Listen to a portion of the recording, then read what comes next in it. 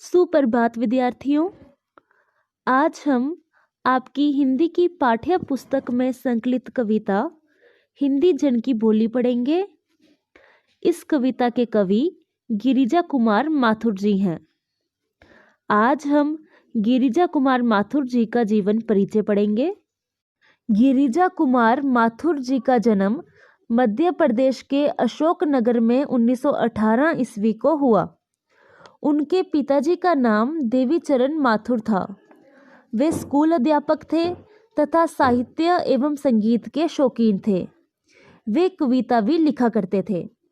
उनकी माताजी का नाम लक्ष्मी देवी था। गिरिजा कुमार माथुर जी की प्रारंभिक शिक्षा घर पर ही हुई। उनके पिताजी ने घर पर ही उन्हें अंग्रेजी, इतिहास, भूगोल आदि पढ़ाया।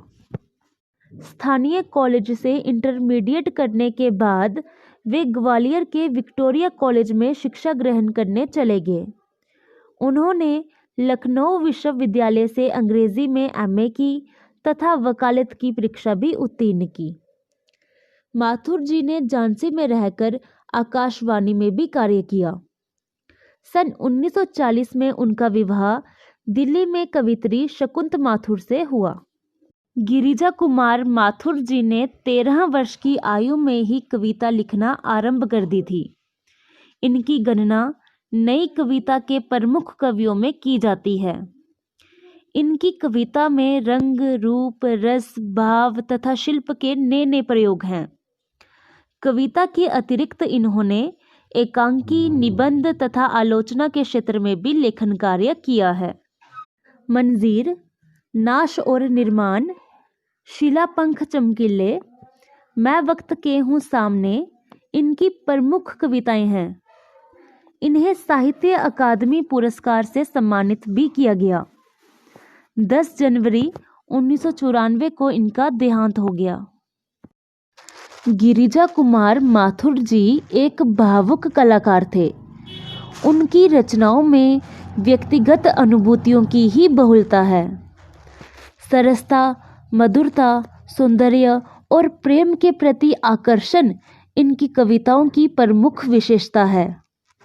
इनकी कविताओं में जीवन के कटु और मधुर रूप का भी चित्रण है। भाषा में सरलता है। साहित्य जगत आज भी इनकी कमी को महसूस करता है। हिंदी जन की बोली कविता में गिरिजा कुमार माथुर जी ने हिंदी भाषा के महत्व पर प्रकाश डाला है। हिंदी हमारी राष्ट्रीय भाषा है। अन्य सभी भाषाएं तथा बोलियां इसकी सगी बहनों के समान हैं।